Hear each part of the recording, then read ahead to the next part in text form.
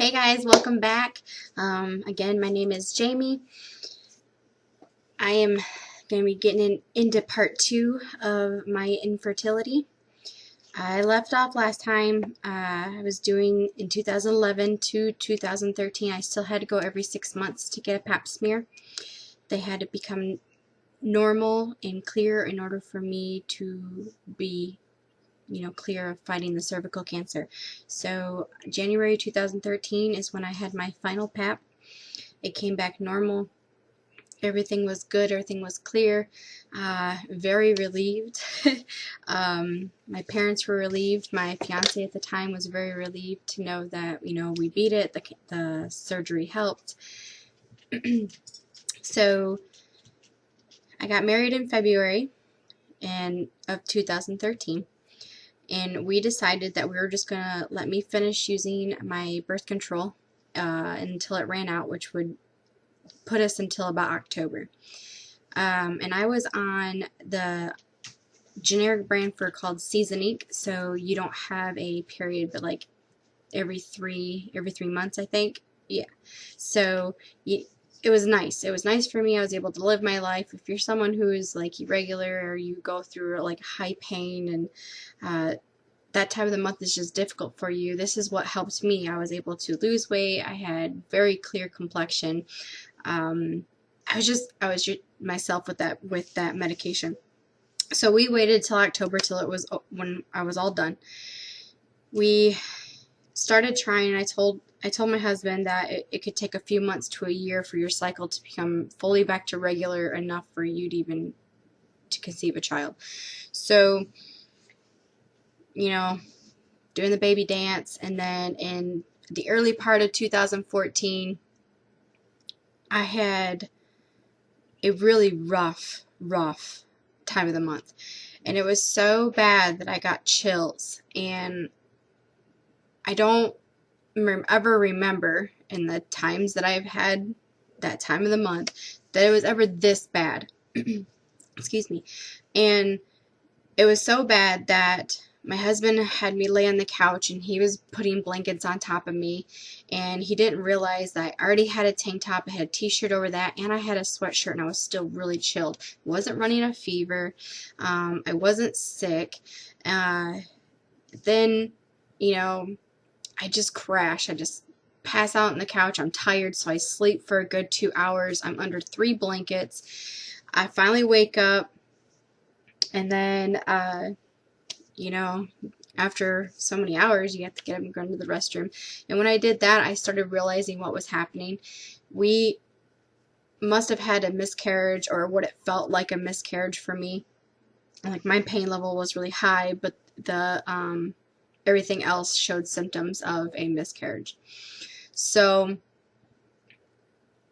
and we never got a positive for that month. So it was just kind of hit you right in the face kind of thing. So we kept trying, and then we decided we would go to a OBGYN. What she does is she has my husband go and get his part of the sample tested.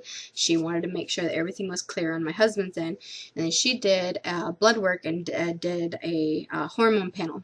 Waited for that for a couple days, and then we came back in. Everything from my husband came back normal, and that just confirms my own beliefs that it was actually just me the whole entire time. So even though my hormone panels came back all normal range, she realized that my LH hormone, which is the luteinizing hormone, and the FSH, which is your follicle stimulation hormone, they don't line up. So like, one is going to be in my fertile range, and another one's going to be in that time of the month range or whatever, but they weren't connecting with each other. So because they weren't lining up, my brain, it fights with my body. It fights trying to get anything to line up. It fights the hormone surges. It fights, even trying to get me to ovulate. And we also found out that I also have PCOS, which is polycystic ovarian syndrome. But there is many branches of that. I don't know all of them. I just know that there's one that you can create cysts on your ovaries, and the one that I had makes you insulin resistant. She got me on metformin, and also my cholesterol was high, which that's kind of hereditary. So I did the metformin, and I did a cholesterol medicine for a little while, and a vitamin D2, because my vitamin D I have a vitamin D deficiency.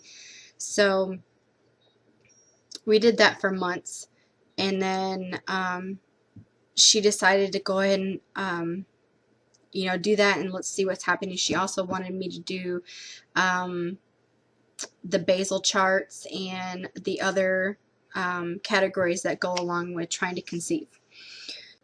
We went over all my charts, and she's realizing that one side is dormant. One ovary just lays dormant. So my basal temperature barely even fluctuated the whole entire cycle. And another side I actually ovulate from. So we decided jointly, the doctor, my husband, and I, that we would take Clomid. She put me on Clomid, the 50 milligrams. She put me on estradiol, which is estrogen, and she put me on a progesterone gel.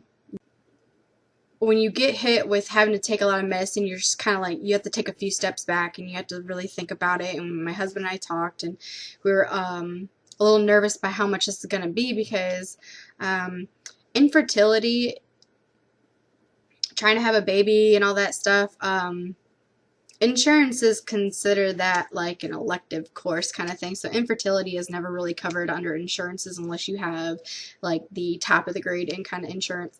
Basically, it's like a laugh in your face. It's hard to get help. It's hard to find ways to save money, right?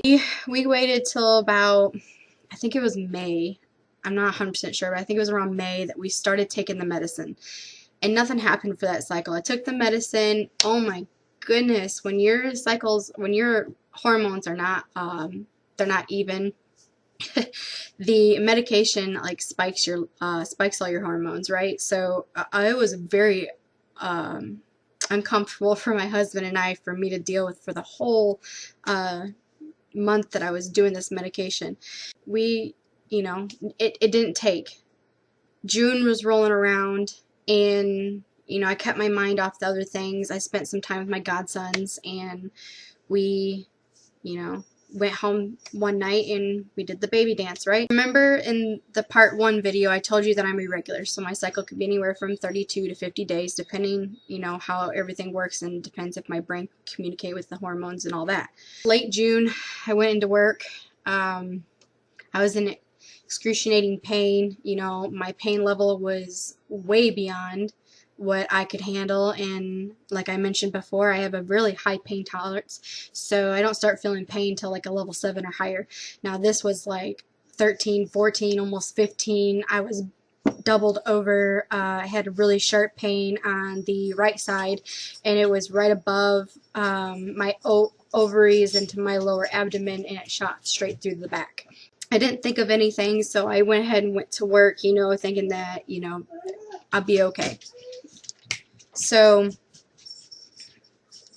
I get to work, and I call my OBGYN office, and I told them what was going on, and they said, well, when is your cycle due? And I said, it's 9 days late, but that doesn't always mean anything for me. 9 days late, the cycle before that, I was 11 days late and started. So I said, it doesn't really mean much to me. She goes, just go ahead and let's come in and let's just see what's going on.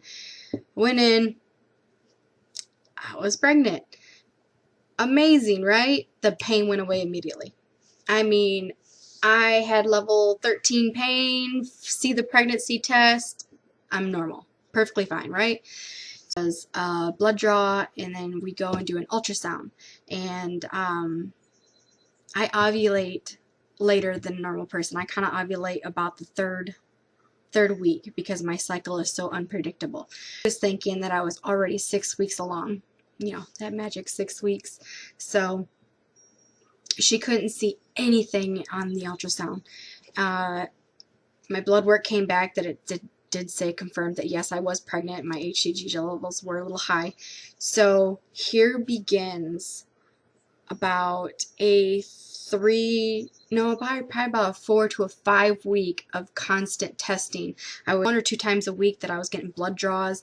I was getting weekly ultrasounds, and it wasn't until July that they found the baby in the right tube. Still had no pain. Everything was completely fine. I started getting a slight pregnancy glow. You know, because I have oily skin, so it got even more oilier than normal. But I felt pregnant, okay? And the ultrasound, when they finally got to see where the baby was in my right tube, the 2 blood draws before that, my levels was very high. I think they said it was like in the thousands. The very next blood draw I had, it dropped all the way down to 1. That day was a very emotional, scared day. My husband, he holds and hides his stress very well. Me, on the other hand, I was just complete shock and going, what's going to happen now? I had emergency surgery. As my husband is driving me to the hospital, he is not saying a word. He's just holding my hand. He says, I love you. I said, I love you too. I said, I don't know what's going to happen.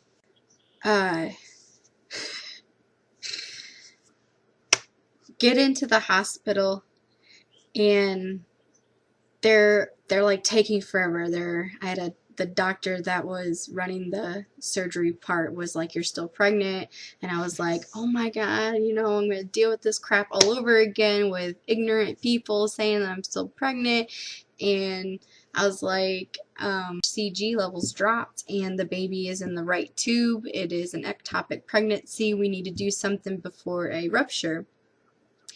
And he's like, you don't have any symptoms of an ectopic pregnancy. I said, that doesn't mean anything, because like me, I'm not normal.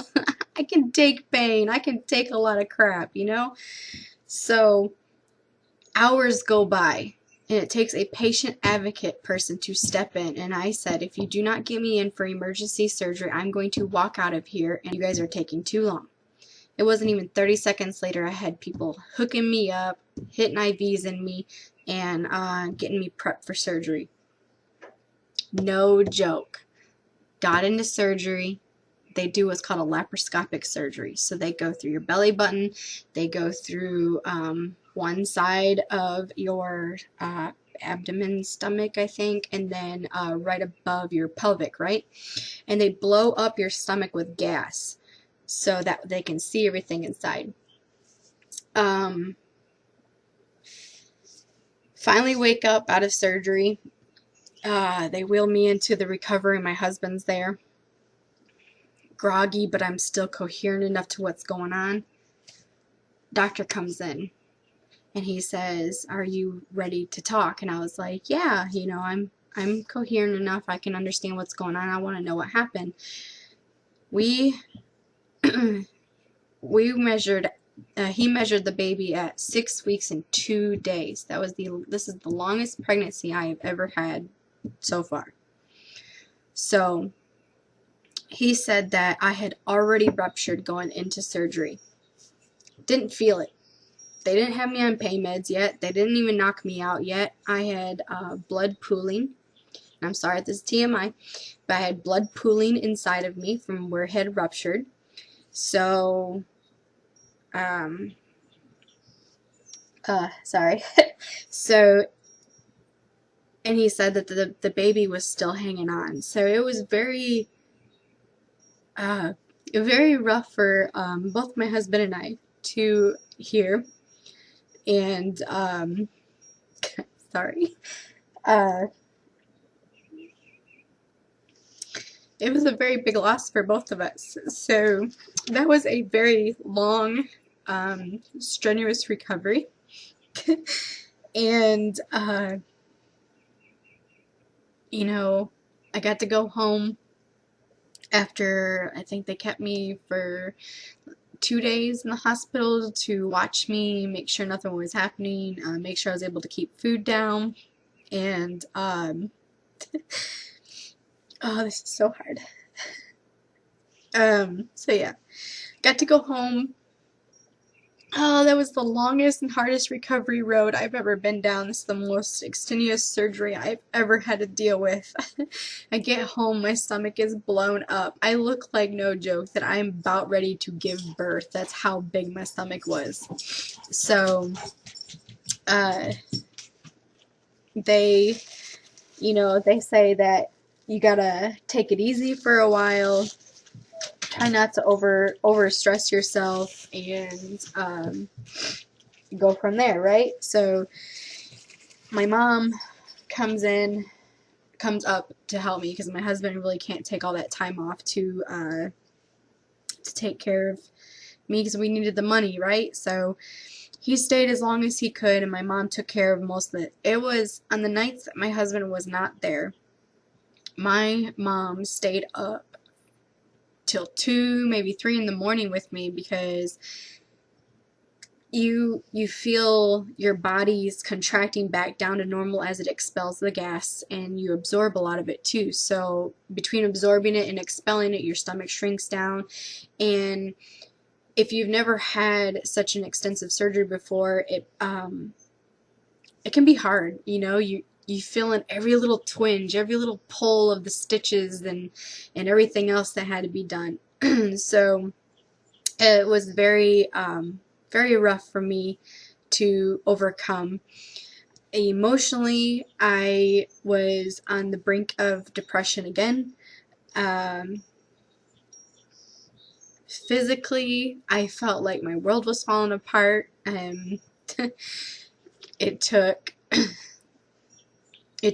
another month or so for my husband and I to finally let it all out together. Scream at the world for a little bit together, and then just be there and be happy that I'm still here, that they were able to save me from losing lots of blood. So I'm grateful for the team that was able to perform the surgery. I'm grateful for my husband for making the decision with me and for standing by me. So I go to work. After I finally get approved to go back to work, I'm on kind of like light duty. I couldn't handle work. I couldn't handle being out in the world with people. I was still angry at the people who, were pregnant, and it's a normal feeling. You feel that that everything and everyone's against you. If you've had multiple pregnancies and multiple losses and miscarriages and stuff like that, you feel like everything is fighting you to to get to where you want to be with your spouse, or if you're doing this alone. It's hard. It's hard to go through each loss, and it's hard to try to become stronger. And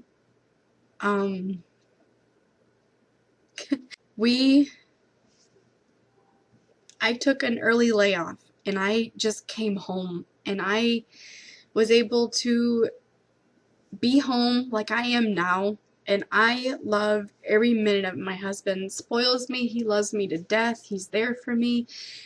I've been able to take this whole year and a half to just straight out recover, find myself again, find myself with my husband, and become that stronger person I used to be, and know that not everything is against you. Not everyone is against you. That you are the one that creates the obstacles, right? So we get everything back to being perfectly fine. We go back to the OBGYN. She says everything's proved to, you're fine.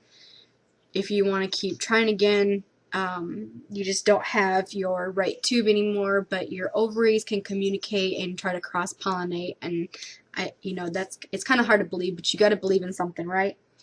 So we went to a infertility specialist. Okay, they specialize in like IVF, and there's IUI that these people do, right? So we talked to them. They had me do this one test, and I'm so sorry, I forget the name of it, but it's a dye test. They push that through your cervix, and they see if your tubes are open. Well, since I don't have a right tube, I still have my left tube, but my left ovary is the dormant one. So it's kind of difficult, right? So they did the dye test, and they see that it is open, but it is slightly dilated. So my tube is not a normal smooth tube. It starts normal, and then it swells up a little bit bigger towards my uterus. So they say that we can still try doing the IUI, and we decided to do that. Expensive road again, because insurance does not cover anything. And IUI is where they take the man's sperm, and they wash it, clean it, and they pull out the higher, the ones that are clean and ready to go. Then they take that and they insert it through the woman's cervix, so it bypasses all the stuff that can kill the sperm and cause problems. It just bypasses all that. So that's what we did. And we did that April of 2016 is when we tried doing IUI. Say that we got pregnant because I felt like everything had took and we were good, right? So a week later, my husband lost his grandfather on Cinco de Mayo Day, and we went to the funeral that weekend. That weekend after the funeral, I had a really horrible experience with my period, and I had called the office, and they says, yes, you are having a miscarriage. So that was another rough loss, but it wasn't as rough as the previous one when we had to do the surgery. So really our only choice is to keep trying with the Clomid, the estradiol, and the progesterone gel, and try that way. Or our other option is to save as much as we can to do IVF. And the only bad thing about IVF is that, and this is something else I forgot to mention, I also was born with a very low egg count. So with that low egg count, that means I don't always have enough eggs to even release one to ovulate. So if they did the IVF, she's thinking that they're only going to be able to get like 6 good eggs out of it, and you have to have a high grade when they grow the baby before they can insert it inside. So if you don't have a high grade, that pregnancy has a lower chance of staying. And it's expensive. And the cycle that they would want us to do is the 2 fresh and the 2 frozen. With the medication together, along with the procedure that has to happen, we are looking at $28,000. The payments alone is like a house payment, and you have to be rich beyond rich to afford it, or be willing to put yourself in such a huge financial debt that you don't see daylight. And that's not what my husband and I want to do. Another option that we are thinking about too is possible adoption, and that is something we're still talking about. We have not come to terms on what we want to do yet. We just know that right now we are loving the fact that we are together, that we are enjoying the time together. We go on vacations to see my family down in Florida, and we see his family around, and then we get our dogs that we take care of on a daily basis, and sometimes you're going to hear them in the videos because they like to bark and cry at the leaves and the squirrels in the yard because that's just them. But that is basically part 2, and that is what we've had to go through, and that is where we are currently at this moment. We're in 2017 now.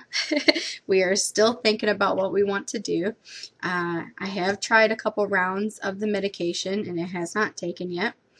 My body is either fighting it or my brain is not letting me accept the positivity that will help. So if you're going through the same issue as me, please leave, down in the comments below, and if you have any questions, let me know down below as well.